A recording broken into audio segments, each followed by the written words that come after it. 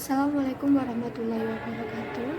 Kami dari kelompok 2 akan memaparkan review artikel terkait materi yang sudah dipaparkan oleh kelompok sebelumnya.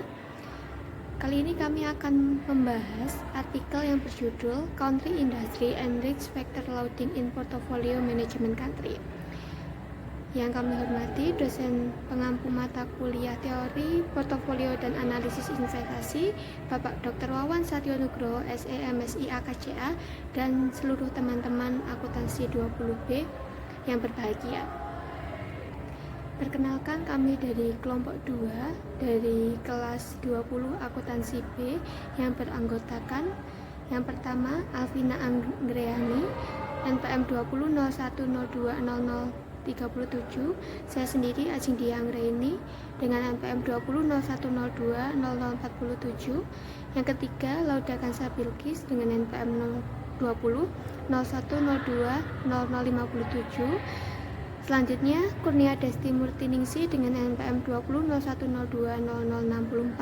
Dan yang terakhir Ahmad Ifni Azhar dengan NPM 2001020068. Identitas dari artikel yang akan kami bahas yaitu dengan judul Country Industry and Risk Factor Loadings in Portfolio Management Country. Nama penulis, terdapat 3 penulis. Yang pertama Jean Francois Elher, Omar Sy, and Muhammad Yassitani.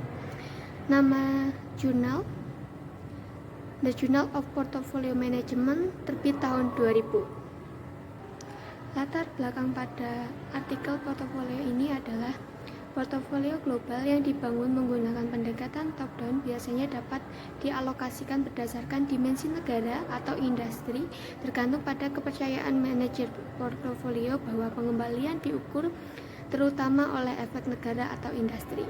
Beberapa tahun terakhir ini terjadi peningkatan korelasi antara pengembalian negara dilihat dari hasil Friedman tahun 1998. Global ekonomi dunia kemungkinan besar telah mengurangi manfaat diversifikasi lintas negara demi diversifikasi lintas industri. Saya Lauda Kansa Bilkis NPM 2001020057 akan melanjutkan pemaparan berikutnya, yaitu tujuan penelitian. Tujuan dari penelitian ini adalah untuk memeriksa kepentingan relatif dari efek negara dan industri dalam variasi return saham internasional. Data penelitian ini diambil dari standar N-Pur Compustat dan Global Vintage pada periode Juli 1989 hingga Desember 2000, mencakup 20 negara dan 11 industri. Dari cakupan tersebut ditemukan 7.348 saham. Sampel mencakup semua perusahaan yang informasinya tersedia sebagai berikut. Yang pertama, pengembalian total berdenominasi dolar. Yang kedua, kapitalisasi pasar rasio book to market. 3, deskripsi afiliasi industri dan negara. Pada eksibit 1, memberikan statistik deskriptif tentang pengembalian yang diamati dari Januari 1992 hingga Desember 2000. Panel A memberikan karakteristik pengembalian utama berdasarkan negara, rata-rata memeriksa 367 perusahaan per negara. Panel B memberikan karakteristik pengembalian utama menurut industri, sedangkan panel C menunjukkan pengembalian rata-rata dan standar deviasi dari masing-masing 4 faktor resiko global, yaitu pasar global atau RW, dan 3 portofolio investasi bersih nol global yang dibangun berdasarkan kapitalisasi pasar perusahaan, small minus big atau SNBW, firm book to market atau HIC minus low atau HMLW, dan momentum harga saham atau winners minus losers atau WMLW. Dan saya Alvina Anggraini akan melanjutkan presentasi dari rekan saya. Yang selanjutnya adalah metodologi penelitian. Metodologi pertama yang disajikan didasarkan pada efek tetap negara dan industri, dan yang kedua mengintegrasikan efek tetap negara dan industri dengan penguatan faktor global. Yang pertama yaitu efek tetap negara dan industri yang menggunakan prosedur 2 langkah untuk membedakan antara varian pengembalian saham internasional karena pengaruh negara dan varian yang disebabkan oleh pengaruh industri. Langkah pertama yang memisahkan kinerja terkait negara dari kinerja terkait industri, serupa dengan kerangka regresi variabel dummy yang digunakan dalam Heston dan Lowenhurst 1994, 1995 dan Griffin dan Caroli 1998. Pada langkah kedua, yaitu varian cross-sectional dari return saham internasional tersegmentasi untuk mengidentifikasi proporsi varian yang disebabkan oleh stok spesifik atau ST, negara atau city, dan industri atau IT efek. Hal ini memungkinkan untuk menentukan setiap komponen bulan yang paling baik menjelaskan varian cross-sectional dari return saham internasional. Kemudian yang kedua adalah efek tetap dan pemuatan risiko global. Analisis tersebut mempertimbangkan efek negara dan industri tetap secara eksklusif dan mengasumsikan bahwa semua saham memiliki exposure risiko global yang sama. Kontribusi utama peneliti adalah untuk menguji kepentingan relatif pembebanan pada keempat faktor risiko global dan variabel dummy negara atau industri sebagai sumber variasi return saham internasional. Peneliti menggunakan model penetapan harga global 4 faktor untuk memperkirakan pemuatan faktor untuk setiap saham. Seperti dalam analisis negara atau industri, langkah kedua terdiri dari membagi varian cross-sectional dari return saham internasional menjadi 4 komponen, yaitu saham spesifik atau ST, negara atau city, industri atau IT, dan pemuatan faktor risiko global atau GT komponen. Hasil penelitian.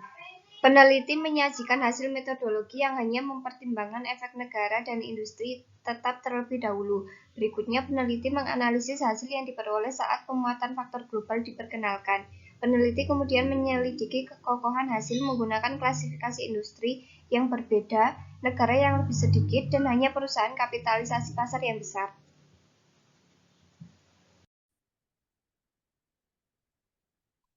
Baik, saya Kurnia Desi Murtiningsih, NPM 2001020004 akan melanjutkan presentasi yang selanjutnya, yaitu mengenai metode penelitian.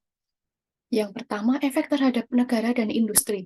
Ekshibit 2 menunjukkan kontribusi masing-masing dari 3 efek, yaitu spesifik, negara, dan industri, terhadap varian cross-seksional dari pengembalian saham internasional untuk setiap tahun yang diteliti, dengan rata-rata 73,75% dari total efek. Komponen spesifik stok sangat mendominasi efek lainnya. Hasil ini menegaskan relevansi berinvestasi dalam portofolio daripada dalam satu saham. Mengingat bahwa komponen spesifik saham dapat dikurangi secara signifikan sebesar membentuk portofolio sekuritas yang berkorelasi tidak sempurna. Yang kedua yaitu efek tetap dan pemuatan faktor global. Tampilan 3 panel A menyajikan hasil estimasi persamaan 4 yang menggabungkan efek tetap negara atau industri dan pemuatan faktor risiko global. Informasi termasuk dalam panel ini agak mirip dengan ekshibit 2, kecuali bahwa itu memperkenalkan perbedaan eksposur risiko global sebagai sumber variasi pengembalian saham internasional.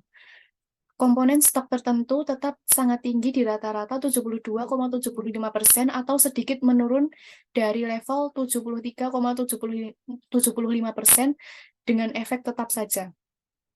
Untuk seluruh periode sampel, rata-rata pengaruh negara terus mendominasi pengaruh industri 14,77% berbanding 7,64%.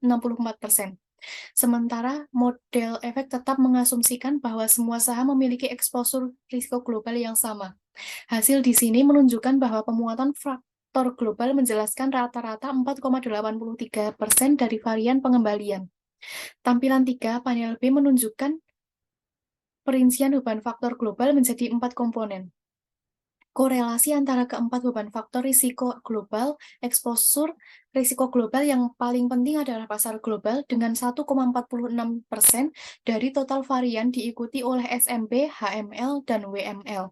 Dengan varian masing-masing 1,12%, 1,06%, dan 0,96%. Baik, yang selanjutnya akan disampaikan oleh rekan saya. Ringkasan penelitian. Portofolio global yang dibangun menggunakan pendekatan top-down biasanya dapat dialokasikan berdasarkan dimensi negara atau industri yang bergantung kepada kepercayaan manajer portofolio bahwa pengambilan diatur terutama oleh efek negara atau industri. Beberapa tahun terakhir menjadi peningkatan korelasi antara pengambilan negara. Globalisasi ekonomi dunia mungkin besar telah mengurangi manfaat diversifikasi lintas negara demi diversifikasi lintas industri. Tujuan dari artikel ini adalah memeriksa kepentingan relatif dan dari efek negara dan industri dalam variasi return saham internasional. Artikel ini membandingkan kepentingan relatif dari efek hambatan negara, industri, dan faktor global dalam menjalankan volatilitas pengembalian saham internasional selama tahun 1990-an. Akibatnya, diversifikasi lintas negara rata-rata lebih efektif daripada diversifikasi lintas industri, tetapi efek negara menurun secara signifikan pada 1990-an. Porsi yield spread yang ditanggung obligasi pemerintah turun dari 26% 80% pada tahun 1992 menjadi hanya 7,850% pada tahun 2000 atau 70,72%. Efek industri memainkan peran penting dalam menjalankan fungsi pengembalian pasar saham internasional yang berkisar dari 5,54% pada tahun 1992 hingga 17,39% pada tahun 2000. Mereka mendominasi obligasi pemerintah pada tahun 1999 sampai tahun 2000. Selain itu, globalisasi telah memperkuat peran faktor resiko global dalam menjelaskan pergerakan bersama ekuitas internasional. Datang kembali pengembalian pasar saham yang dapat dijelaskan oleh perbedaan peran faktor resiko global meningkat secara signifikan selama periode tersebut. Efek resiko global mendominasi efek negara dan industri pada tahun 2000-an sebesar 11,51%.